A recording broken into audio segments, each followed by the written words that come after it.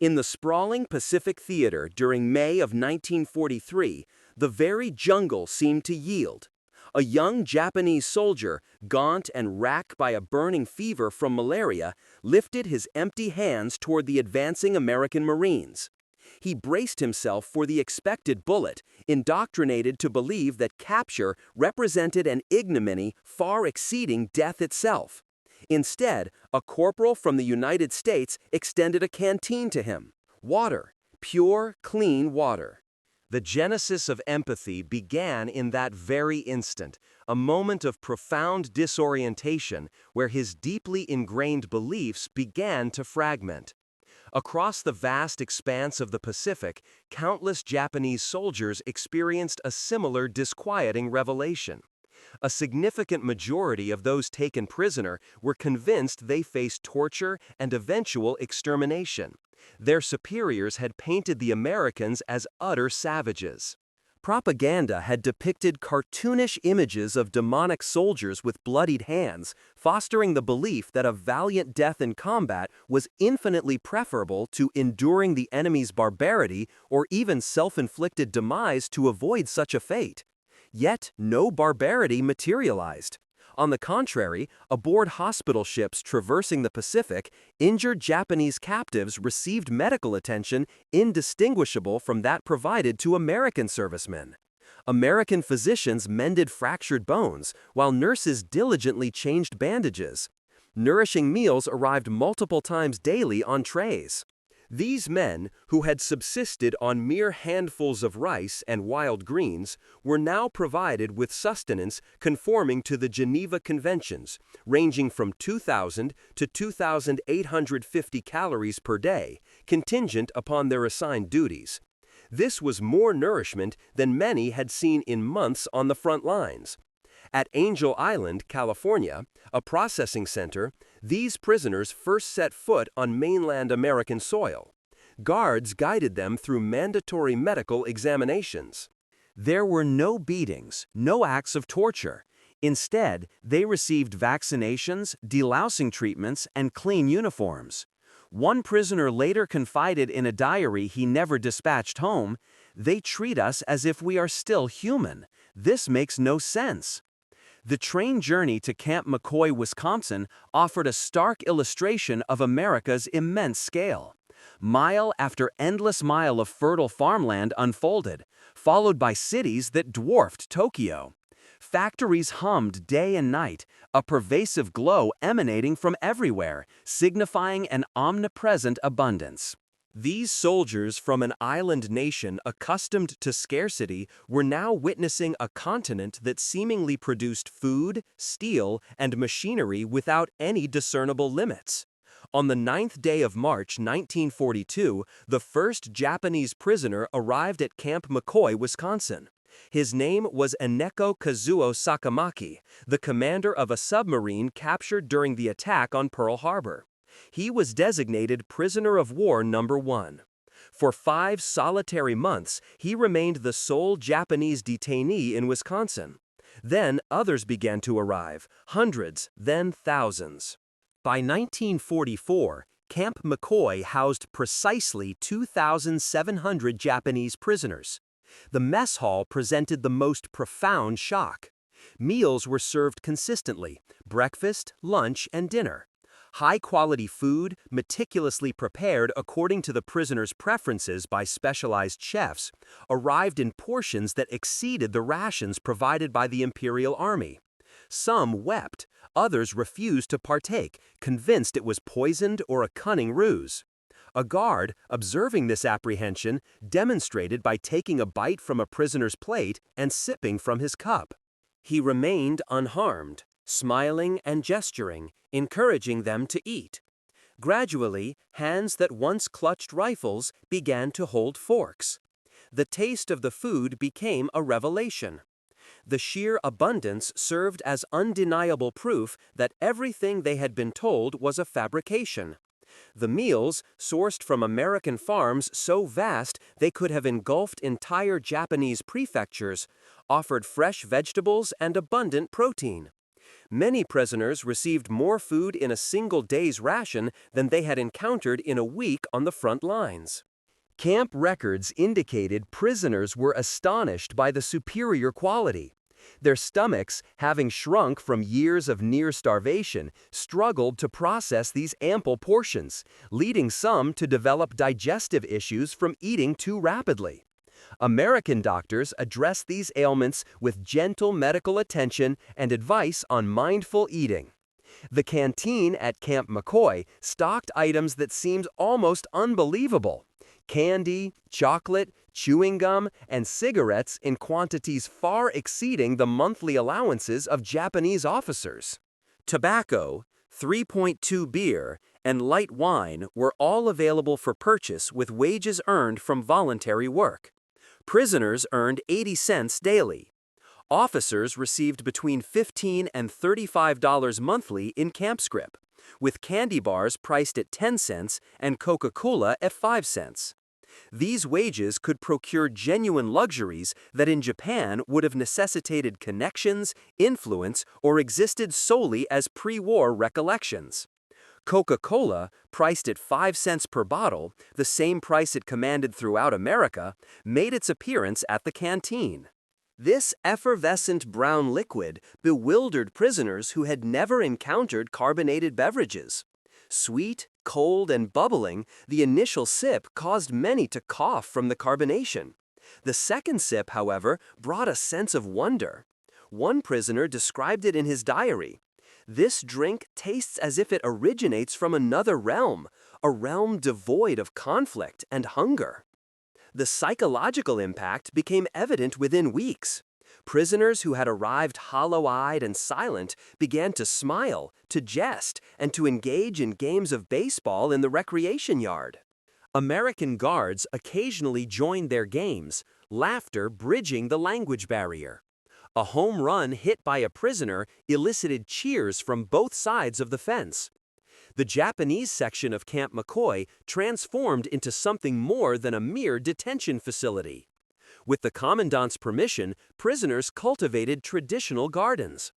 They constructed a Buddhist shrine utilizing materials supplied by the camp authorities. The YMCA provided incense for ceremonies. They were given colored crepe paper and thin wire to fashion artificial flowers in the traditional style.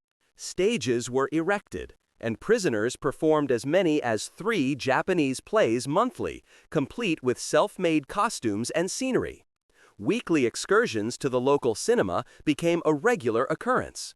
Under light supervision, prisoners watched American films, Hollywood musicals, westerns, and the casual opulence displayed on screen mirrored their experiences within the camp.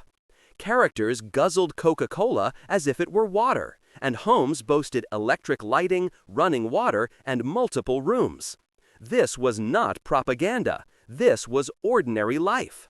The prisoners behaved exceptionally well during these outings, never attempting escape, a fact that surprised War Department officials. An escape simply made no sense. Where would they go? Back to a losing war? To starvation and certain demise? Work assignments revealed America's formidable industrial prowess. Prisoners assigned to canning factories observed production lines that processed tons of vegetables every hour. Machines performed the labor of hundreds of individuals.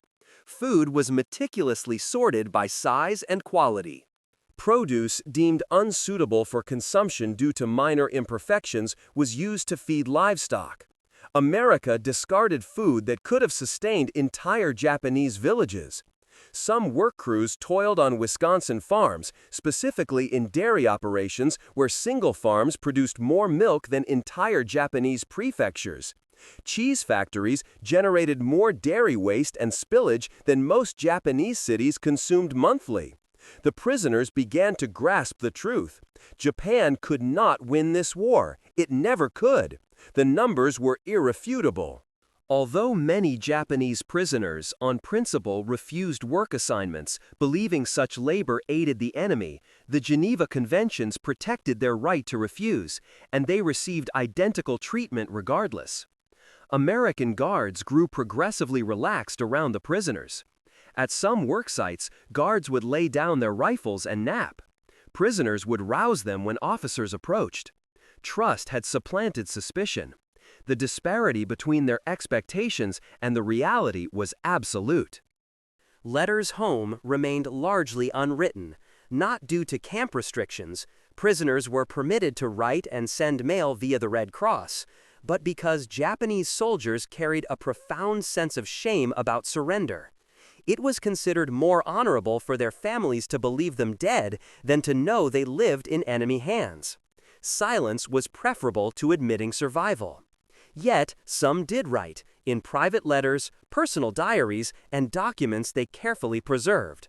One prisoner penned, "I cannot send this to my mother. She would not believe that enemy prisoners receive such treatment. She would think I have lost my mind or brought dishonor to the family with lies." If America treated its enemies so well, he pondered, what did it offer its allies? If American prisoners ate according to Geneva standards, what did American soldiers consume?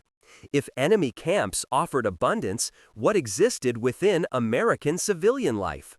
The logic became inescapable. Japan was engaged in a conflict with a nation so wealthy it treated captured adversaries better than Japan treated its own soldiers. News from the Pacific provided further confirmation.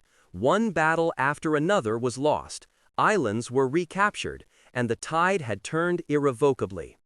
Prisoners at Camp McCoy heard this news and simply nodded. They had foreseen it. They had seen it in the canteen, in the blatant waste, and in the demeanor of guards who could afford to extend kindness. Meanwhile, across the Pacific, Allied prisoners in Japanese camps faced a starkly different reality. Mortality rates ranged from 27 to 40%. 35,500 deaths occurred among 132,000 Western Allied prisoners, making the Japanese camps 7 to 10 times deadlier than German camps. Systematic starvation caused American prisoners to lose an average of 61 pounds, while routine beatings affected 90% of them. The Bataan Death March, the Burma-Siam Railway with its 40% mortality rate, and hell ships where 22,000 prisoners perished in unmarked cargo holds all testified to the brutal conditions. Japan, though it had signed, never ratified the Geneva Conventions and, in practice, systematically violated both Geneva and Hague rules, despite claiming adherence. The promise proved meaningless.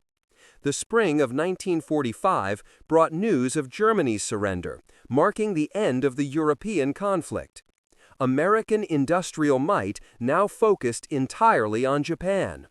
Prisoners at McCoy understood what their families in Japan could not yet comprehend. The nation that had provided them with adequate food and medical care was now directing its full power westward.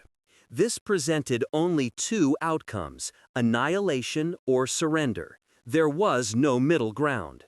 In August of 1945, 2 atomic bombs fell, and Japan surrendered, bringing the war to a close. Prisoners at Camp McCoy received this news with a complex mixture of emotions: relief that the bloodshed had ceased, sorrow for fallen comrades and a devastated homeland, and guilt for their survival while so many perished. But they also carried understanding, an understanding born from adequate rations and medical care, an understanding forged from kindness where cruelty had been anticipated. Repatriation commenced in 1946 and extended through 1947 and 1948. The United States retained nearly 70,000 prisoners until late 1946 for the dismantling of military facilities. British authorities held prisoners until October 1947, and Soviet repatriation continued into the 1950s. Some prisoners did not return for decades. Japanese prisoners from American camps boarded ships bound for Japan, carrying knowledge that would largely remain unspoken. They returned to ruined cities, devastated towns, starving families, and bore stories they found difficult to share. Stories of American treatment, of ample food and medical care, of guards who had become friends, and of a nation that could afford to be merciful even to its enemies. Due to the pervasive shame associated with surrender, few Japanese prisoners of war authored memoirs after the war, resulting in an almost absolute silence. Unlike prisoners held by the Soviets, who returned radicalized towards communism, prisoners from Western camps simply reintegrated into post-war Japanese society. Their experiences remained private, their insights unspoken, yet the tangible evidence persisted. The fact that prisoners survived Western captivity at rates exceeding 96%, that Geneva Convention standards were consistently maintained, and that treatment remained humane despite a lack of reciprocity. Decades later, in rare interviews, former prisoners spoke of their experiences at Camp McCoy. Many identified the adequate food and medical care as a pivotal turning point, the moment they realized the war was lost, not from battle reports or propaganda, but from the simple observation that their enemies received treatment their own officers had never provided. One former prisoner, interviewed in 1983, stated, "I expected death and received medical care. I expected torture and received vaccinations. I expected starvation and received adequate rations. Everything I believed about America was wrong. Everything I believed about my own country was a lie." Former Camp McCoy prisoners reported being exceptionally satisfied with their treatment during exit interviews, describing it as outstanding, a stark contrast to the grim picture of pain, torture, and neglect depicted by the Japanese government. These were the words found in official War Department documents. The Japanese prisoner of war experience in American camps stands as history's quiet testament. Approximately 5,000 Japanese prisoners crossed the Pacific to the continental United States, a small number compared to German prisoners of war, partly because Japanese military culture discouraged surrender, and partly because most captured Japanese were transferred to Australia and New Zealand after September 1942. Men who expected death discovered humanity. Men who anticipated starvation found adherence to Geneva Convention standards. Men who braced for torture received medical care identical to that provided to American troops. And in discovering these things, they carried knowledge they could barely articulate. The treatment at camps like McCoy demonstrated what bombs and battleships could not: that Western nations upheld standards even without reciprocity, that humanity persisted even in wartime, and that true strength encompassed the capacity for mercy. While post-war trials resulted in 984 executions and 3,419 imprisonments of Japanese personnel for prisoner abuse, American treatment of Japanese prisoners remained consistent with international law. The 5-cent Coca-Cola, the adequate daily rations, the medical care, and the vaccinations, these became the quiet truths these prisoners carried, truths that remained largely unspoken due to cultural shame, truths that illustrated how nations choose to conduct war.